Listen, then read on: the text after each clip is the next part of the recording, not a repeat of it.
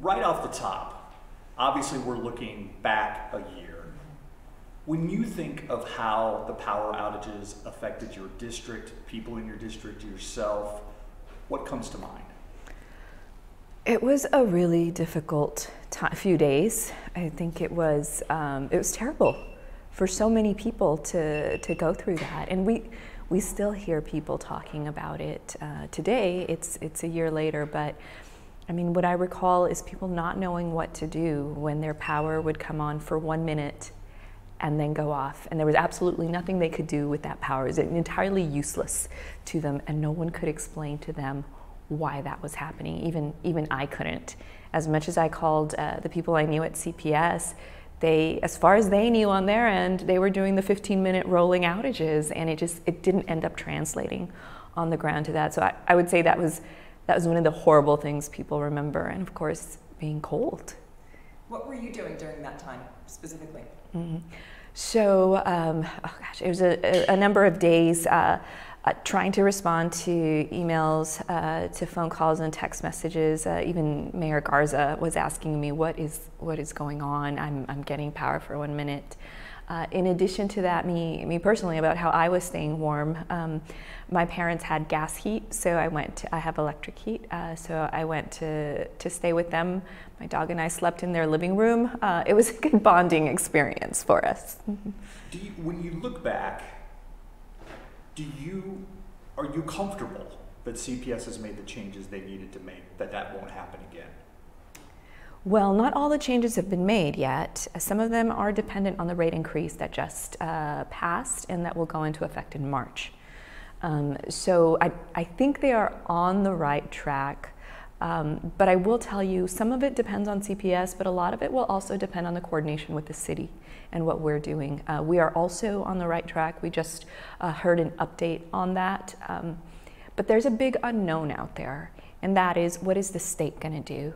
As far as we know, the state hasn't made any substantive changes to the way it operates the grid, and that leaves all of us vulnerable. As much as CPS or the city will do, until the state takes it seriously, we're all at risk. So what exactly does that, okay, let's talk a little bit more about that, us being more at risk. I mean, what can you tell your constituents about that? Because that is the big question. After last year's disaster, you have a lot of people, who have PTSD. They're worried that just last week, when those temperatures dipped, you had people who were really worried that we were going to have another situation like that. What can you tell them? I mean, do you think this will never happen again, or? So I think it could happen again, but that the response, until the state acts, I think it can't happen again.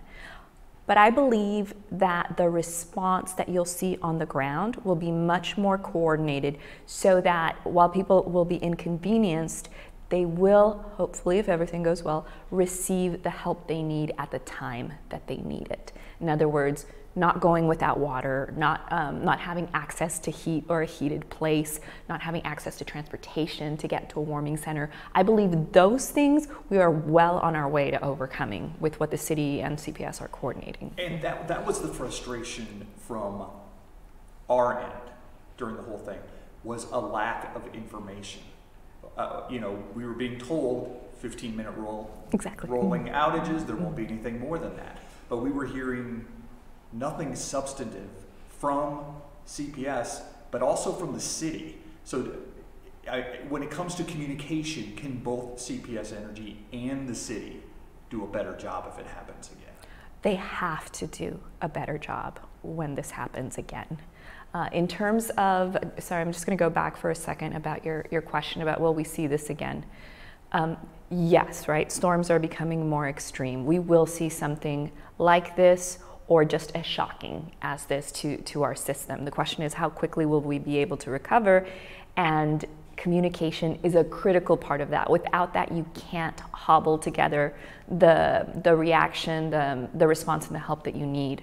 So I think you also have changing administrations, right, in CPS and the city.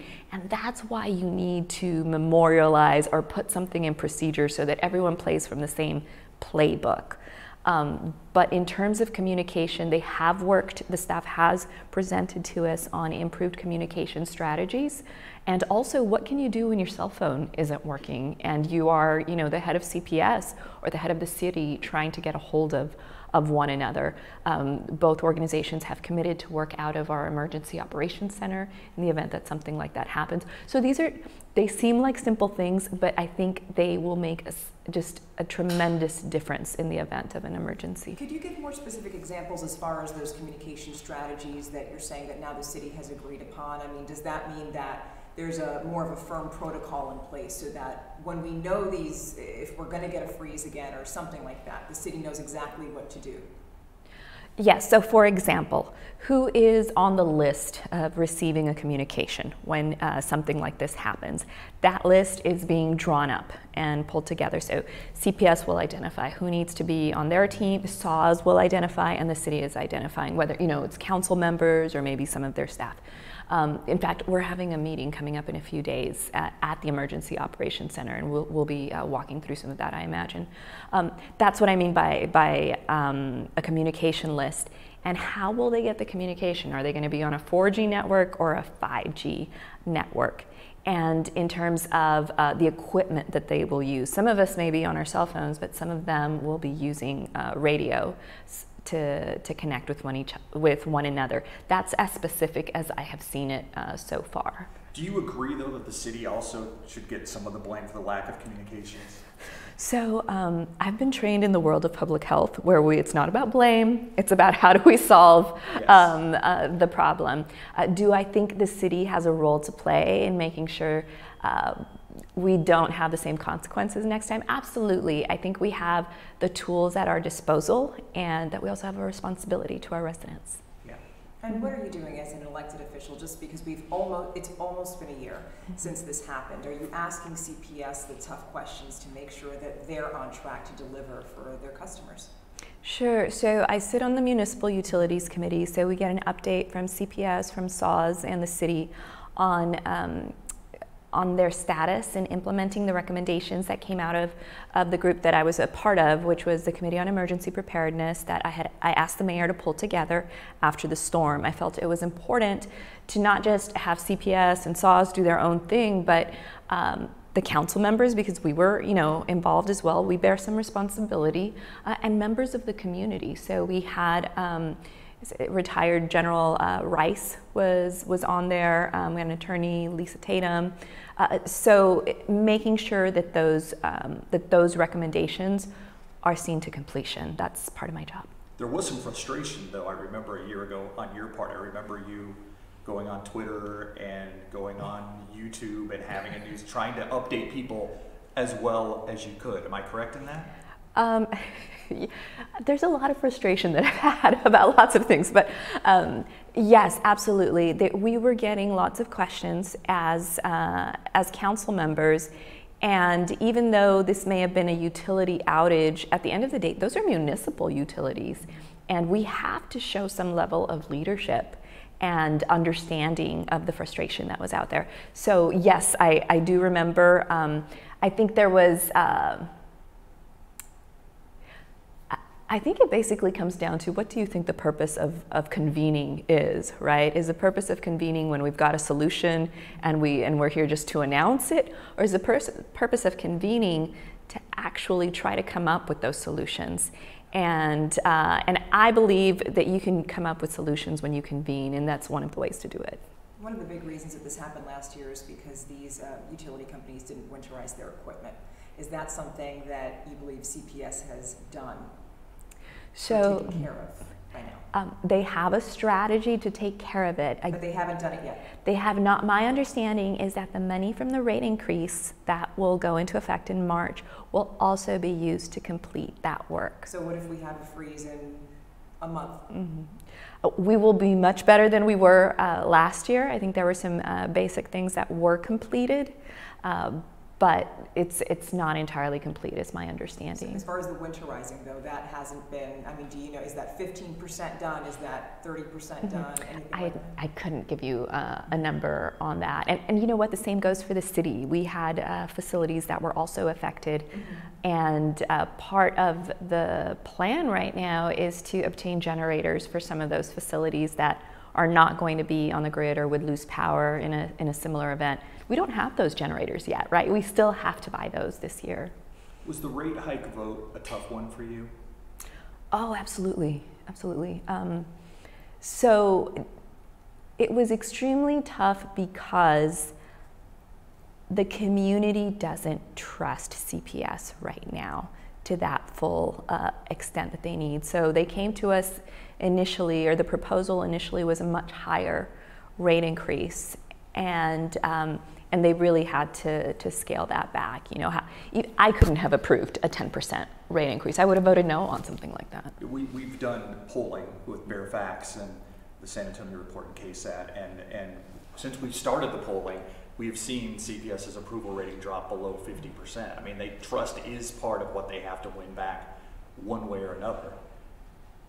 Would you have liked to have seen them make some sort of a gesture in that way, like take a pay cut or, you know, something to show, hey, we're all in this together? I mean, is that anything that ever crossed your mind?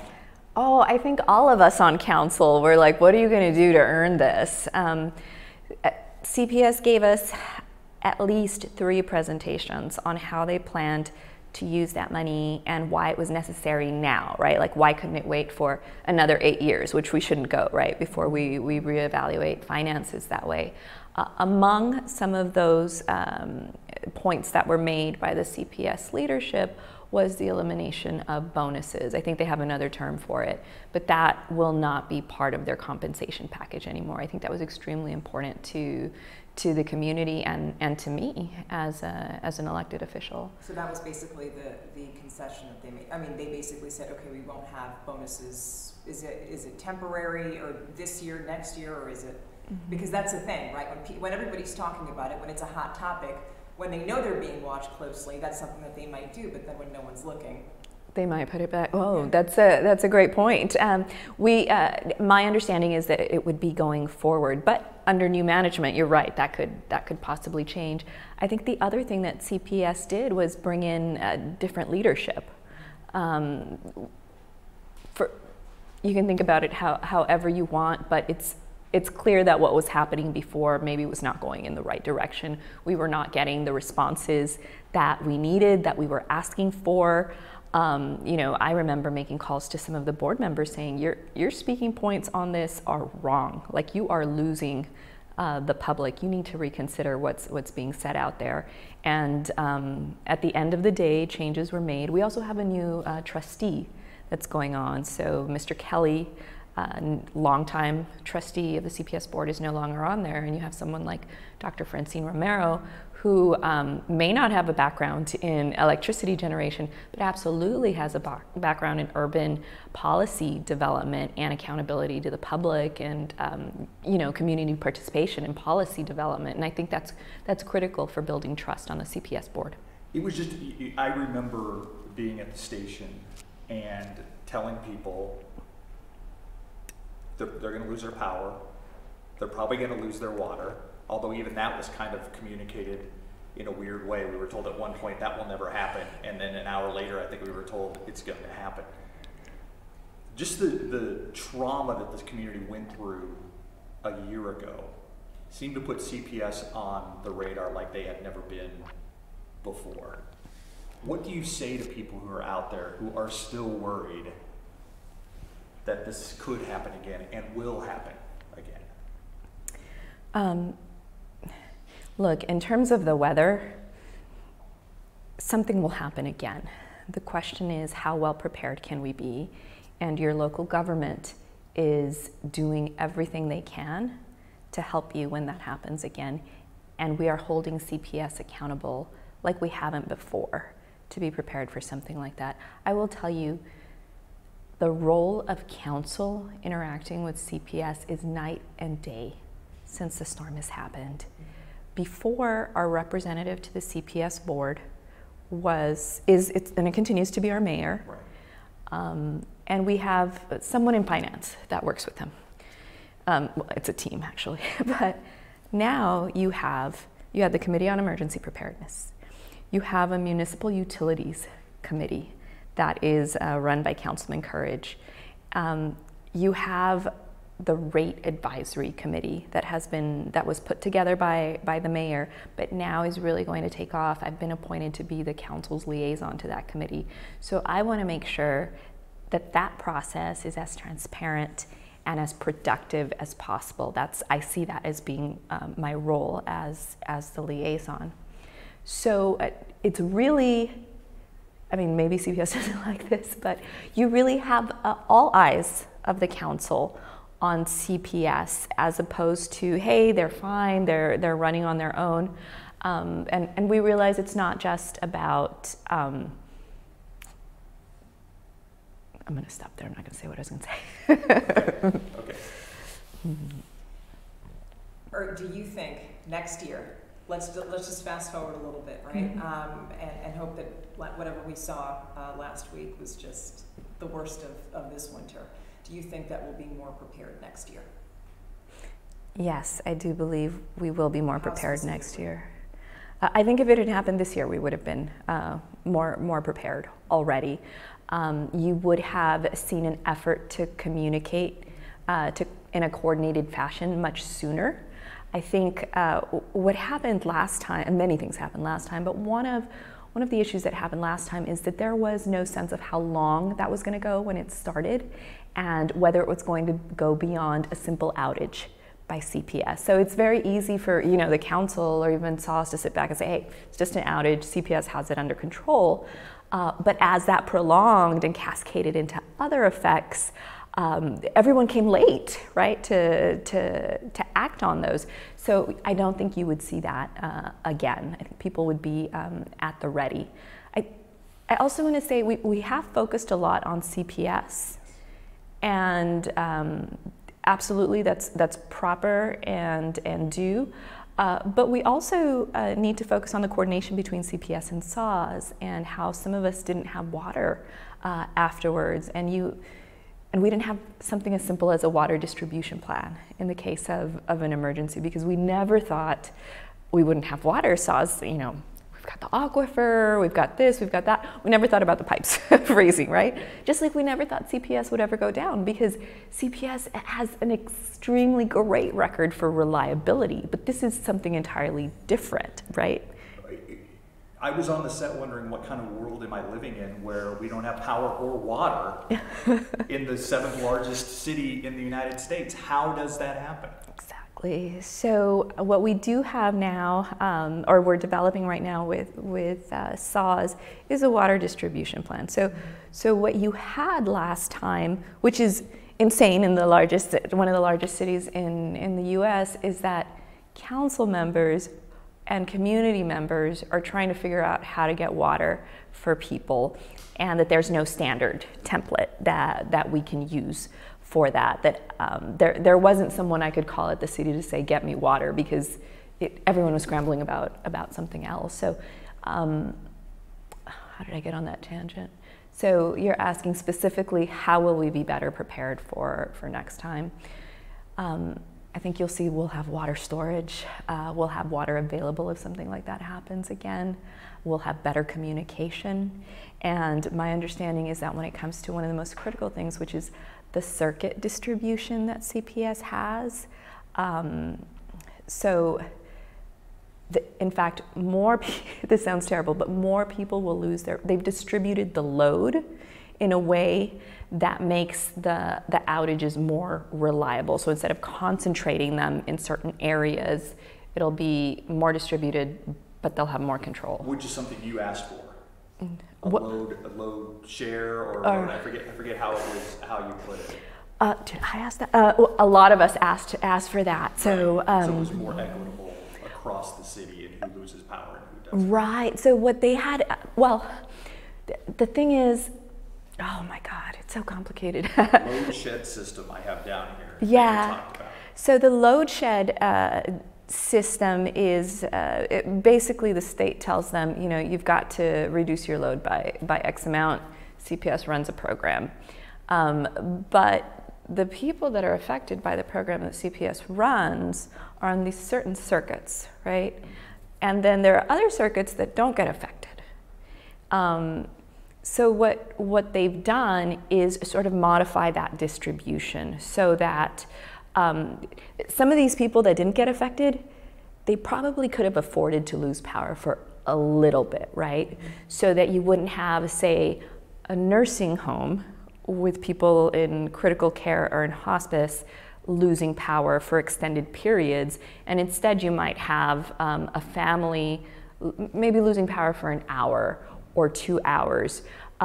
Being able to do that trade-off is something that they have handled now. They have put the critical facilities like a nursing home or like a clinic onto these circuits that are not going to get shut off, and then other individuals or other households that were okay because maybe they were right next to a hospital, right?